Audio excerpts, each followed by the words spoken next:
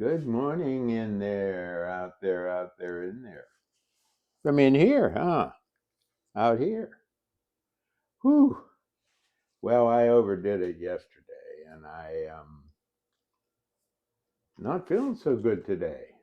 Aching all over everything. Oh boy, I goofed, and I got more poison ivy, and I'm feeling sorry for myself. Somebody has to. Boy. Ugh. So I shall try, as I say, to be cheerful.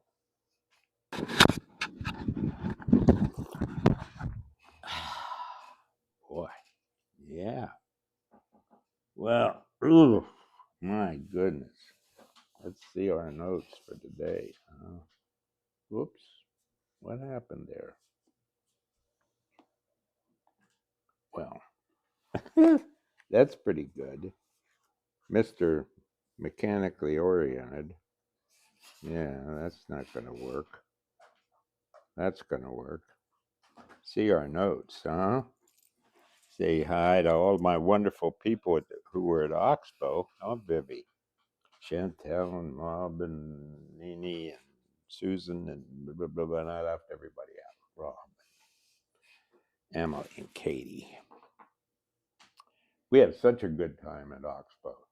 Two workshops now that I worry about. I want to come through for the folks, and both groups of people said they had a really good time. So relief for the summer.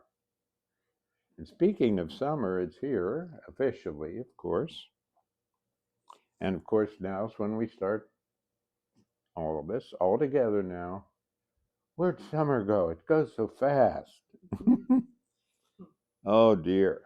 Yeah, it does. It does. It's so pleasant. Boy, has it been hot. Hot where you guys are? Woo, 80, 90, 90? Isn't that August? Well, here's a slurp to 90. Oh, Viv, what would you like, huh? Can I guess? I gotta get my notes right. Gee whiz. Well, with the way things are, I think we need 3 breaths, huh?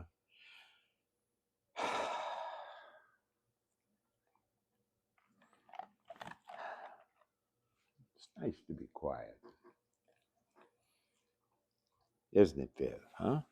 I gave you lots of space today, didn't I? Oh, I better not move too much. Well, the fascinating thing that's happened in the last day,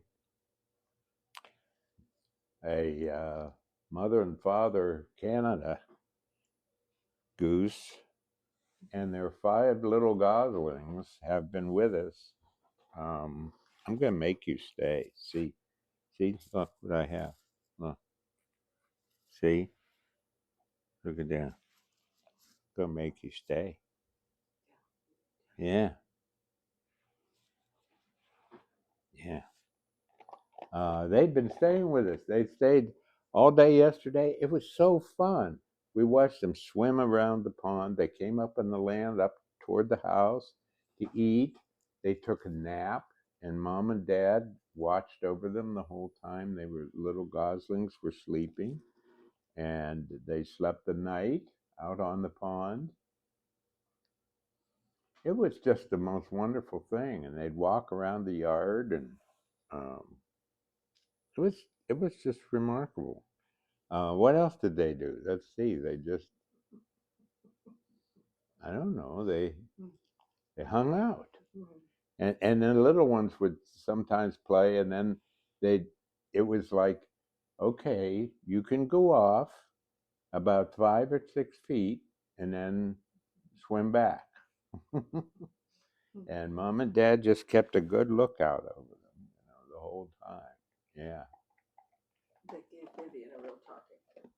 Oh yes, they gave Vivian went out to see them, didn't you? Do you remember seeing the geese? That was really fun, wasn't it?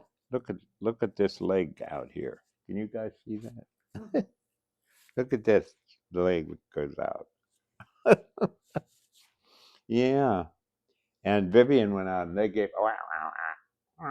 I had it down yesterday. Yes. It's not a beautiful voice. Something like that. Came close.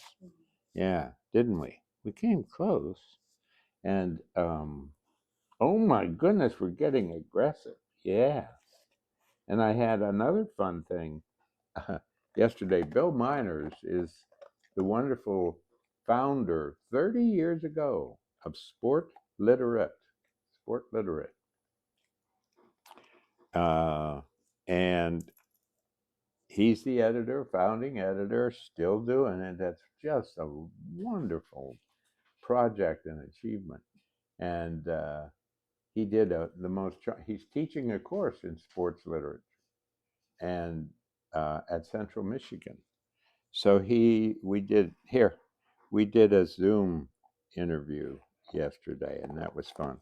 Now we have to be prepared because Miss not here because I'm late today. She was sleeping, and so we interrupted her sleep. So I think she's going to head back. She likes to sleep at the library where we keep our books. Yeah. Literally dog. She's a very literary dog, Julie says. Yes. Yeah.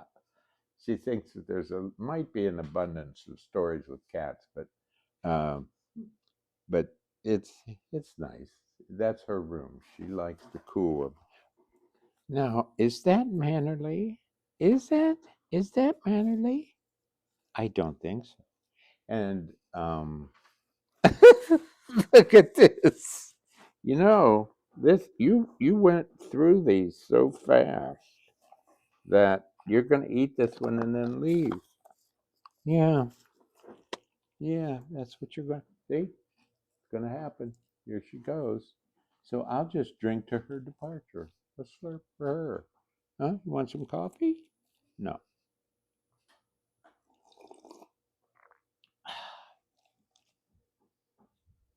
Oh man, does that hurt? Oh. Well, see, I have this. Well, you want to feel sorry for me a little more? I have this neuropathy, and I thought I had pulled the muscles in both my upper arms, but Julie informed me the other day that no, it's the neuropathy. So now I'm stuck with non-cure. Huh. I'm stuck with non-cure. How about down? How about down? How about down?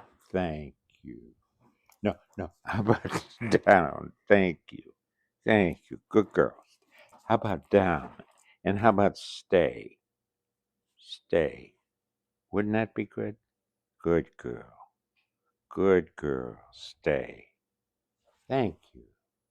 Now, see, if you hadn't been a hug about those treats, stay, you would have gotten a treat for doing that. Okay, Miss Disobey. She's just looking. She knows there's another cookie that fell right between you. Oh, look at that. Perfectly wrapped. Oh my God. Down, down, down. How about that? Well, we get her for at least one more cookie before she heads back to her cooling room. Yeah, that's good. Come on, I got to get my notes. I got to get my notes. Where? Come on here. I better quit using this as notes, huh? That's not working out too well.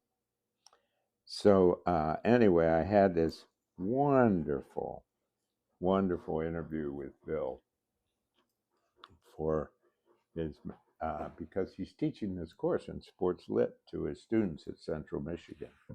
And they asked some really fine questions. It was fun to try to make up an answer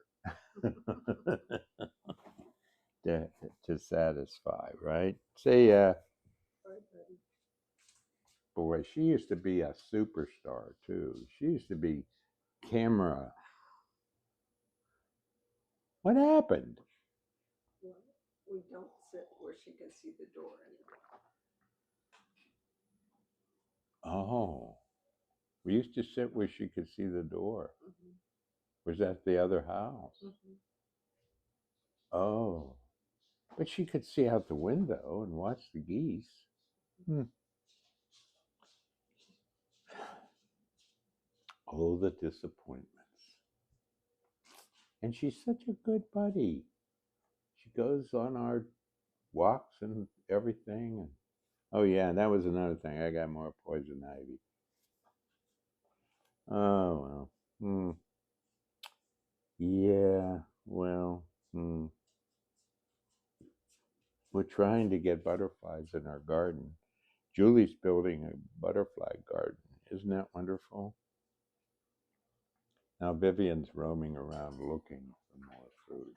Oh, can you hear her? She's washing down her snacks. Let's all just listen to her. It's so calming.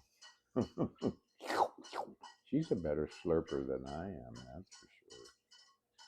Yeah. So, it's such a range of people. One of the people teaches, Rob Carnegie teaches in the prisons. Another former psychiatrist, another person, two librarians, and Maggie Hurt, who homeschools 4 children as they sail around the world. Their house is a sailboat, and they live on that sailboat and keep sailing around the world. Isn't that the story? She has, I think she said, 6 collections of poems. She's working on a novel now. Aren't I lucky? I mean, come on. You notice what we're not talking about. Yesterday was Julie and my, ready, 42nd wedding anniversary. Yeah. And we took Vivi out to dinner. We ate outside at the local Spectators and uh, celebrated our anniversary. And then we came home and I fell asleep. I, I had overdone it out in the yard so bad and I hurt so bad and then I fell asleep. That wasn't that an anniversary? So thank you for all of you who wished us a happy anniversary. That was really nice. Set your calendars, August 19, around 6:30, I'd say. Our annual Red Dock reading and party with Tony Amato, and I get to do that together. And we had Julie rescued a turtle. It was heading up the yard. It was very disoriented, I guess, to lay some eggs in the wrong place. So she took it down to the marshland down here. It was a pretty big turtle, wasn't it? I mean, for a turtle in a pond turtle. It was a painted turtle. It wasn't that big, but it was big for a painted turtle. Big for a painted turtle. I get it. Okay. Um, and don't forget, we live on a planet. And yeah, I hope you're able to enjoy the summer. Is it a heat? And the last couple of days it was humidity. And our daughter Meredith and I had a really nice time on the porch. And one of our people in Oxbow really likes Meredith and likes her art. So that was, that felt really good to hear. And former students, including the student that I recognized, but I thought, well, that's not her name. The last time she came to both sessions, 4 people came to both sessions.